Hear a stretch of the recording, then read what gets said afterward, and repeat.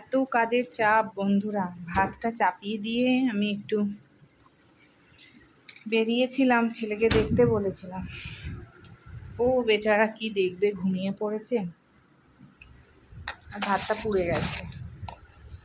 যাকে যাই হোক, অন্ন তো অন্নই হয়।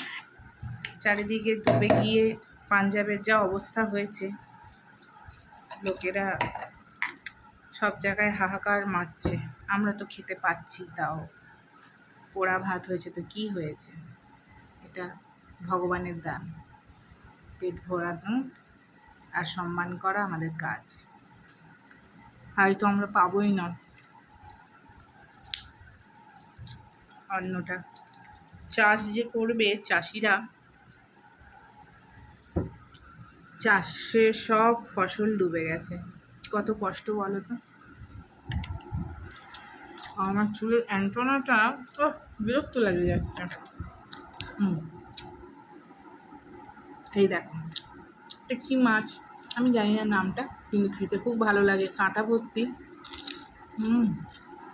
আওয়াজটা শুনতে পাচ্ছ, কুড়মুড় করছো। আর শাক ভাজা, আজকে এই খাবো, ওল সেদ্ধ দিয়ে খাবো। ওলের কি দাম বাবা,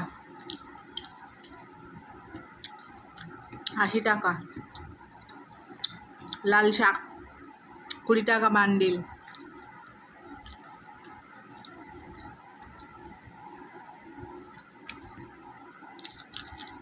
আর কাঁচা লঙ্কা তো বলোই না।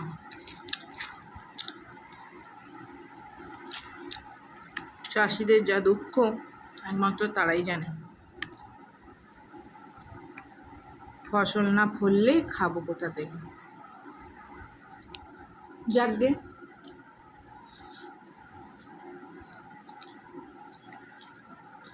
ফেরনি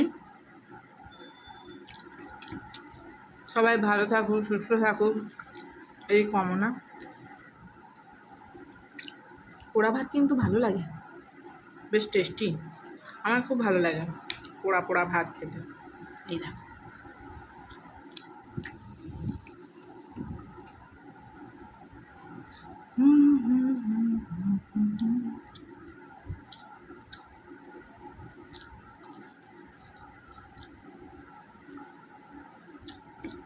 আর কি চাই। ছেলের পরীক্ষা সামনে, রান্না পুজো, বাড়িতে সব ধোয়াধুয়ি কাচাকুচি, তারপরে রয়েছে তো ফলস পিকো করা, সেলাইয়ের কাজ।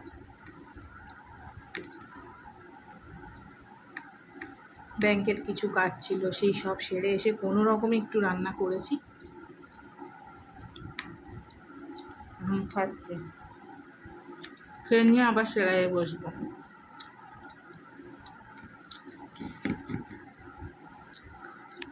তো আজকে আর বেশি ভিডিও দিতে পারছি না, তার জন্য সবাই ক্ষমা করো। টাটা।